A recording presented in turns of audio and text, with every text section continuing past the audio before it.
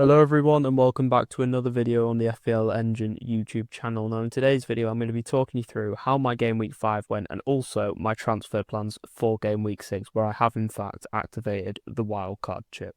So starting off with my game week 5 team review, as you can see once again another green arrow. I'm still yet to have a red arrow. Will that change this week after wildcard? Hopefully not, but a very successful bench boost. A 20-point bench boost is very good, saying, last season I dropped a 7-point bench boost. I'm very, very happy with that. I actually do think DEFCON coming into the game is going to help bench boosts a lot, because if you just pick, some DEFCON defenders, put them on your bench, that's an easy 4-8 points from a bench boost. So definitely quite OP for that.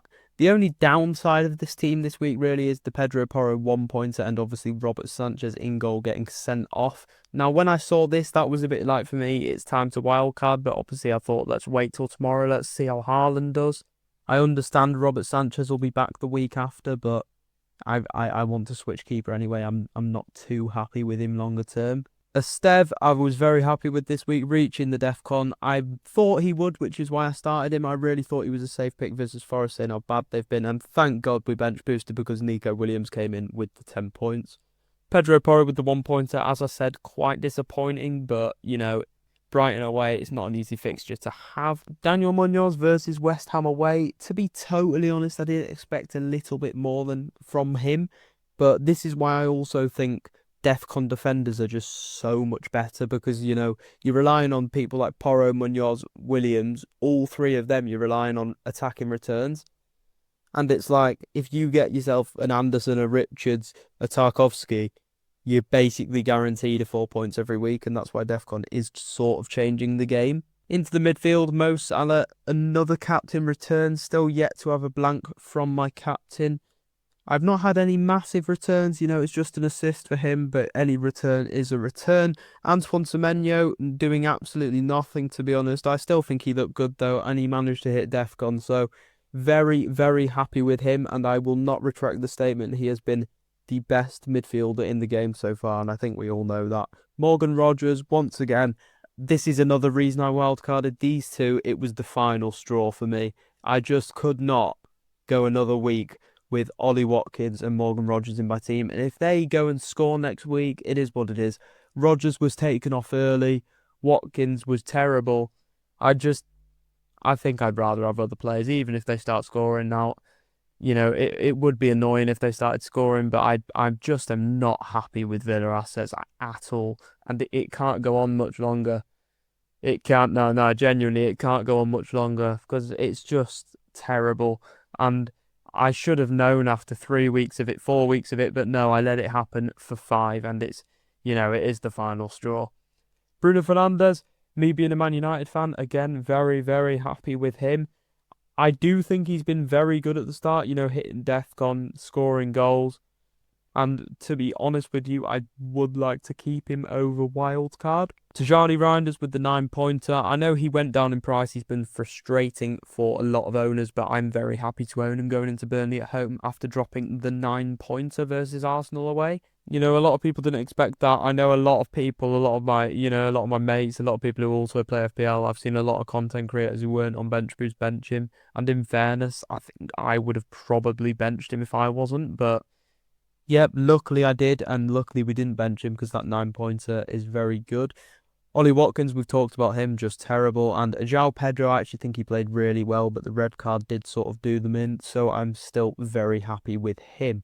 On the bench, we've got Martin Dubravka, very happy with his 4 points. Obviously not a clean sheet for him or Williams, but, Esteve got DEFCON, he got save points, and Williams scored a goal. So overall, that Forest versus Burnley game gained me 18 points, so that's really helped me out anyway. Anderson with the DEFCON, he's just looking like an absolute DEFCON monster, and the newly transferred in Thiago, which was sort of just a 1-week punt because I knew I had wildcard, did not do well, to be honest. And the other option was Muniz, who scored a goal, but it was then ruled offside, so he didn't do anything either. Calvert-Lewin was never really in my mind, but when you look back at it, if I picked Calvert-Lewin, that bench boost would have been very, very nice. But yeah, I'm finally into the 1 million. I'm finally into the 500k, and I am in a very, very nice position. I think my team, for the next few weeks does look a bit dodgy, and that's why I think the wild card is needed. But after the first few weeks, I'm very, very happy where I am, and hopefully we can push on and get into that top 100k, and then hopefully not come out of it. But there's going to be red arrows in there. It's going to happen. We know it's going to happen, but all we can do is hope that the green arrows keep coming and flowing. Moving on to my team selection for game week 6 and obviously my wildcard draft. Now, I know a lot of people are going to say this is very, very template. You might have seen a lot of content creators use a similar, if not the same draft.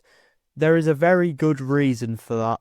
I think it is the best draft you can physically build. And now, this isn't my final draft. There's things I'm thinking of tweaking, such as Richards to Van de Ven. That could definitely be an option to get in a Spurs defender. But, when you look at the long-term fixtures, would you rather Richards? But, yeah, what I will say is I did actually make this draft. Well, I made the starting 11. The bench keeps changing. It's always changing. But I made the starting 11 of this draft literally a week or two ago, and it's just stayed the exact same. And then loads of content creators have clearly been making it as well, because it's just such a strong draft and it's the obvious draft to pick. And, there's a very, very good reason it's known as the template. But yeah, as you can see, double Arsenal defence with David Raya and Gabriel in goal. Not Gabriel in goal, Gabriel in defence, David Raya in goal. But yeah, it's just Arsenal look very, very strong. I do wish I started with them. Well, with one of them at least would have been nice. But yeah, the fixtures coming up do look great. The only thing is, if I did decide to get a Van de Ven in for Richards, that's bench Gabriel this week and play Van de Ven versus Wolves at home, which would be nice. So that could definitely be something I do. James Tarkowski, West Ham at home, DEFCON monster, as we all know. And also another DEFCON monster playing Leeds away is Senesi.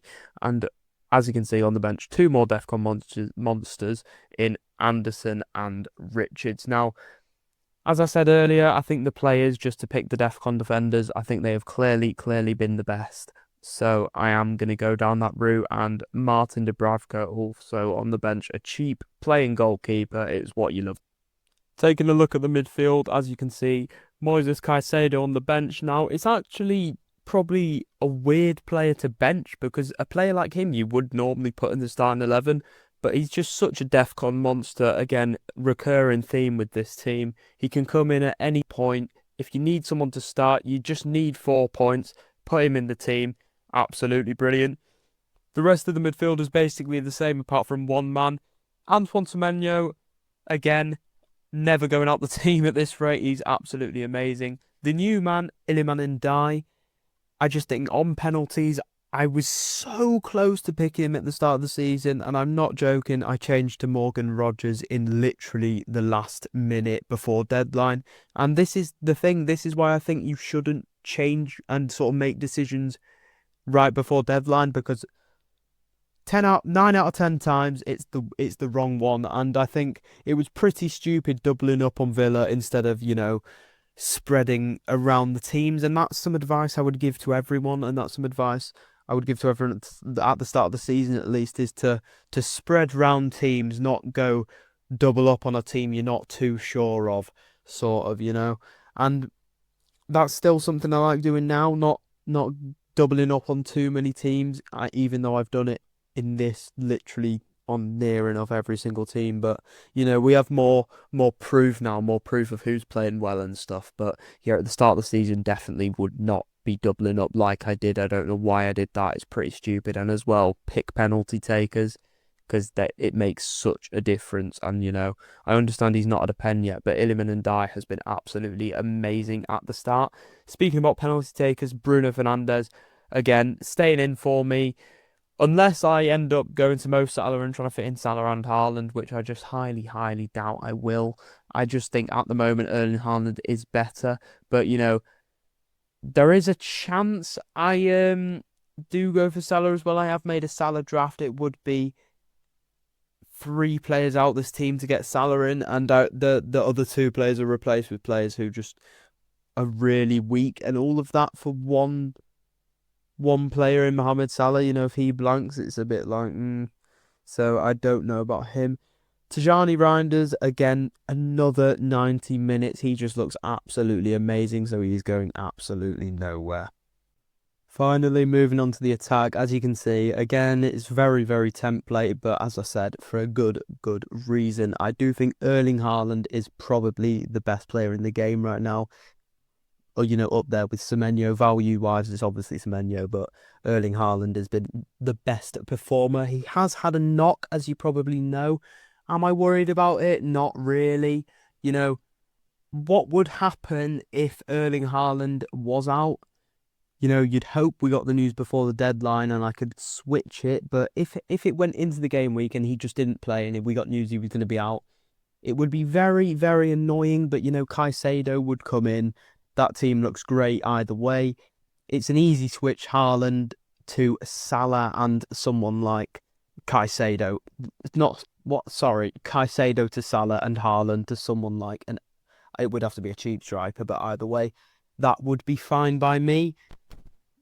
I really don't think it'll come to that, though. I think Haaland will be absolutely fine for game week 6 and probably the best captain. And if you still have it, I would genuinely recommend the triple captain. And I am quite scared for the triple captainers this week. I'm hoping, you know, just a little one goal, just get me my captaincy points and move on. Then the next few game weeks, absolutely demolish everyone. But yeah, I don't know if I'm really hoping for a hat-trick this week, but we'll see. João Pedro, yeah, I've had him since the start. He's playing his old club. He just looks absolutely amazing. The only issue with him is rotation risk, but he didn't play at all in the cup. I think he should be absolutely fine. I think he should hopefully start with Palmer being out, and hopefully with Palmer being out may be on pens. So we can only hope. Victor Gyökeres, as we know, he's not been brilliant so far. He's not been anything too special, but the fix just look great, and he likes to bully the little team. So, you know, hopefully after that Newcastle game against West Ham, he can go absolutely crazy. Anyways, that is it for now. Make sure to smash that like button and subscribe, and I will most likely see you again on Friday for my final team selection video.